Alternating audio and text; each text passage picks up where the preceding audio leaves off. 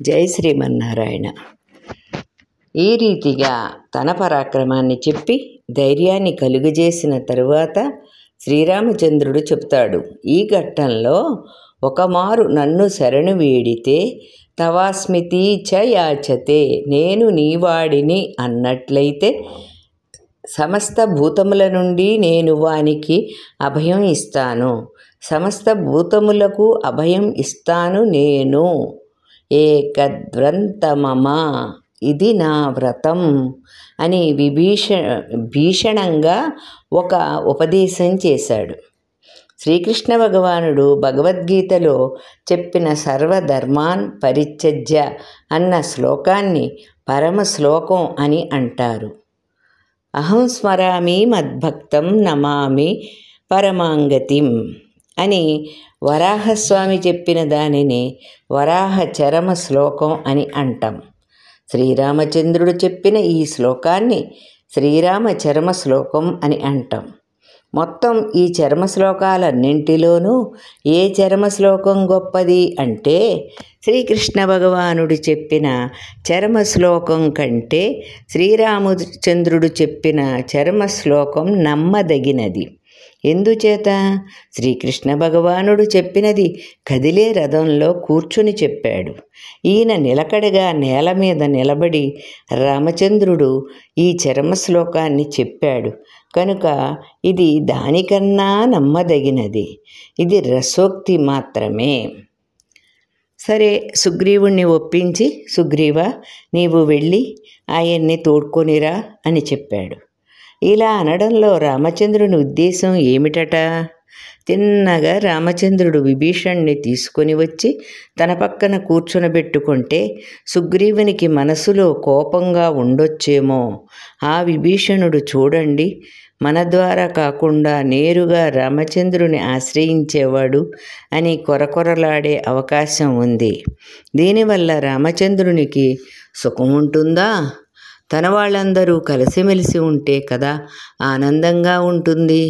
కనుక ఎవరైతే కాదన్నారో అతనినే ఒప్పించి అతని ద్వారానే రప్పించాలి. కనుక సుగ్రీవుని నీవు వెళ్ళి తీసుకొనిరా అన్నాడు. అప్పుడు సుగ్రీవుడు, రామచంద్ర, నీవు దివ్యమైన స్వభావం కలిగిన వాడవు. నిజమేలే, నేనంటే నా స్వభావానికి తగినట్టుగానే కదా మాట్లాడతాను. నీవు విభీషణ్ణి కాపాడడం గొప్ప కాదు. కిమత్ర చిత్రం, ఏం చిత్రం ఉంది? నీ దివ్యమైన స్వభావానికి తగినట్లుగా మాట్లాడావు. నా వానర స్వభావానికి తగినట్లు నేను మాట్లాడాను కనుక ఇక్ష్వాకు వంశంలో జనించిన నీవు ఇట్లాంటి మాట చెప్పడంలో ఆశ్చర్యం ఏముందయ్యా? నేను తీసుకొని వస్తాను అని వెళ్తున్నాడు. సగం దూరం వెళ్ళిన సుగ్రీవుని రామచంద్రుడు పిలిచాడు. సుగ్రీవా, ఒక మాట మరచిపోయాను. ఏమిటి రామచంద్ర? యదీవా రావణ స్వయం, ఒకవేళ నీవు అక్కడకు వెళ్ళిన తరువాత రావణుడే నన్ను శరణు వేడాలని వచ్చి రావణ రూపంతో వస్తే ఆ రూపాన్ని చూడగానే నేను ఎక్కడ సంహరిస్తానో అని భయపడి విభీషణ రూపాన్ని స్వీకరించి వచ్చి శరణు వేడి నేను శరణు ఇచ్చాను కదా అని మళ్ళా రావణ రూపం స్వీకరించి ఉన్నాడు అనుకో.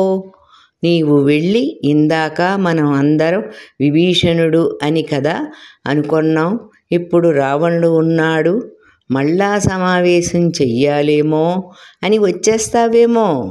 యదీవా రావణ స్వయం, రావణాసురుడైనా సరే నేను అభయం ఇచ్చాను, రమ్మనమని తీసుకొనిరా అన్నాడు ఈయన. రామచంద్రుని ఉద్దేశం ఏమిటి? విభీషణునికి అభయం ఇస్తే ఎంతమందిని కాపాడగలుగుతాడు రామచంద్రుడు? విభీషణుడు, ఆయన వెనుక ఉన్న 4 మంత్రులు అంతే.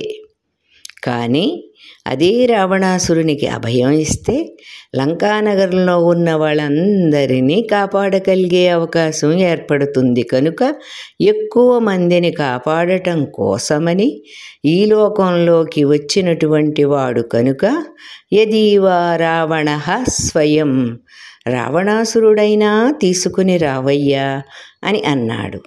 వచ్చాడు విభీషణుడు. వచ్చిన వానిని దగ్గర కూర్చోబెట్టుకున్నాడు.